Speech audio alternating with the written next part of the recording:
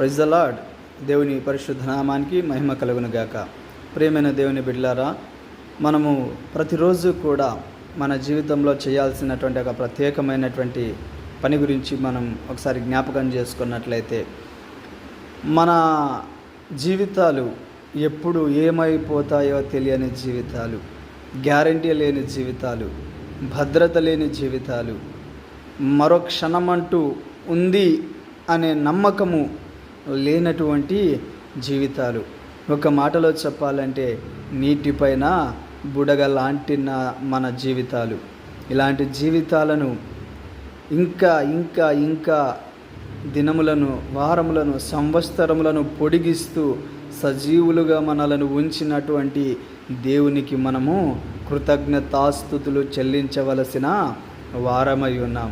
ఘనులైన వారు గతించగా, ధనమున్నవారు మరణించగా, ఎన్నదగని వారమైన మనలను సజీవుల లెక్కలో ఉంచి సజీవుడైన తన పిల్లలుగా, సజీవుడైనటువంటి తనను స్తుతించే వారిగా, సజీవుడైన దేవుని పిల్లలుగా ఆయన ఆరాధించడానికి మనలను ఆయన సజీవుల లెక్కలో ఉంచినందుకు ఏమిచ్చినా కూడా ఆయన రుణాన్ని తీర్చుకొనలేం.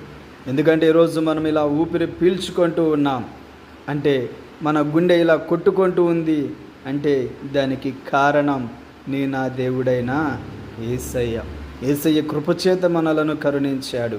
యేసయ్య కృపచేత మనలను రక్షించాడు. సంవత్సరములు జరుగుచుండగా ఆయన కార్యములను నూతనపరచుచున్నాడు. అందుకనే దావీదు అంటున్నాడు, నా ప్రాణమా యెహోవాను సన్నుతించుము, ఆయన చేసిన మేలులను, ఉపకారములను, మంచిని, సహాయాన్ని, ఆశీర్వాదాన్ని దేన్ని మర్చిపోకుండా ఆయన్ను స్తుతించు.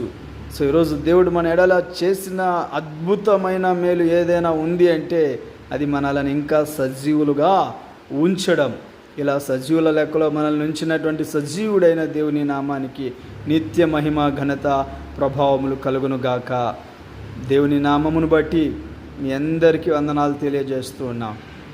మీకున్న బలహీనతలు తొలగించి, అనారోగ్యములు తొలగించి, ఆరోగ్యముల చేత, సుఖ సంతోషముల చేత దేవుడు మిమ్మలను, మీ కుటుంబాలను కాచి కాపాడి భద్రపరిచి తనను మహిమపరిచే పిల్లల వలె మిమ్మల్ని దీవించాలని మనసారా కోరుకుంటూ మిమ్మల్ని అందరినీ కూడా దేవుని చేతులకు అప్పగిస్తున్నాను.